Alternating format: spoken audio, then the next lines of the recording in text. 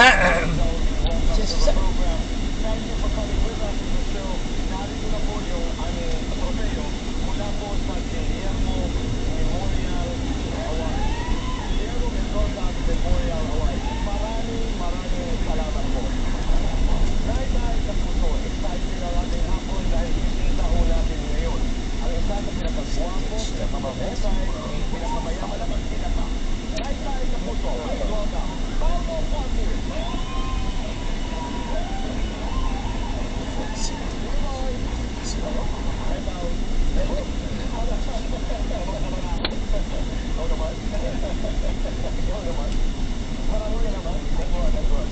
Medyo mainit at panahon pero nag-iingat. Dahil din kalagitnaan, di ba? Umuulan, tapos yes. Ikaw, how are you? I'm good. Ito, nag-iingat din. Kakagaling ko lang sa...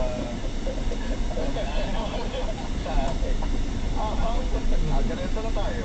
Ika'y nasa kalagitnaan ngayon ng kontrobersiya na naman. Dahil media conference, you were quoted to have said, nung ika'y tinanong tungkol sa mga kontrobersiya at na pinag-uusapan, sabi mo ay no comment.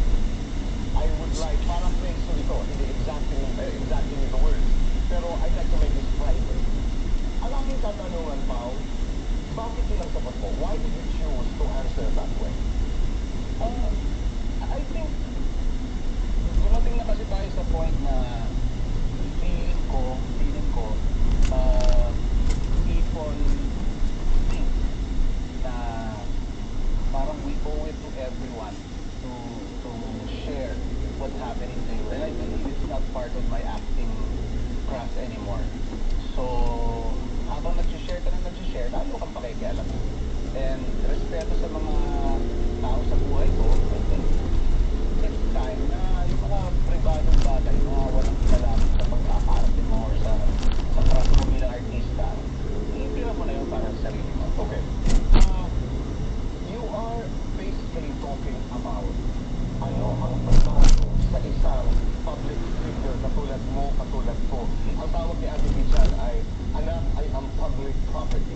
So ano yung, what is pride to a public figure like you? Again, I think anything that doesn't have to do with my acting. I mean, I'm an actor. Ang pinaka-responsibilidad ko to my bosses na maging matino akong katrabaho, maging matino ang trabaho ko. Anything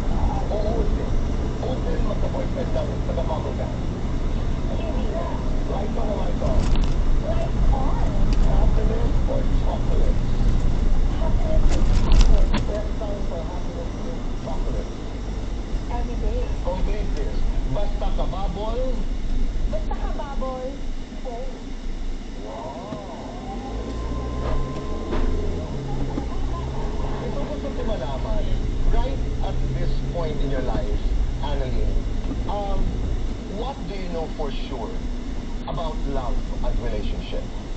Ito rin ang tanong ko sa iyo, Pao. What do you know about love and relationships? You're both devoted children of your mothers. Anong klaseng puso meron kayo dahil sa inyong mga ina? Ang mga kasagutan po sa pagbabalik ng Fast Talk with Boy Abunda.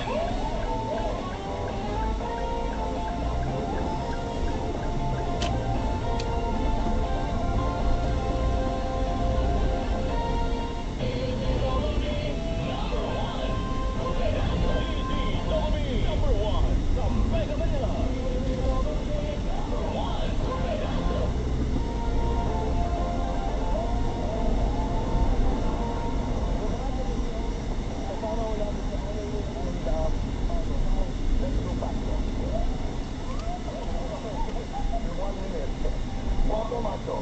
Guwapo. Matinik maharap. Matinik. Gandang panlabas, gandang panloob. Gandang panloob. Beauty contest, talent contest. Talent contest. Nagpapaiyak, nagpapatawa. Nagpapatawa. Aktor, komedyante. Aktor. Roaster, fighter. Roaster. Guilty or not guilty. Nagkakrap sa teacher. Not guilty. Guilty or not guilty. Nanligaw ng nuclear acid. Guilty. Guilty or not guilty. Nakatanggap ng indecent proposal. Not guilty. Guilty or not guilty. Umingi sa swimming pool. Guilty, guilty or not guilty. Ginugol ang sarili. Guilty. Guilty or not guilty. Gumagamit ng daming account. Guilty or not guilty. Apektado sa basher. We talked about it. Yes. One fake news about you.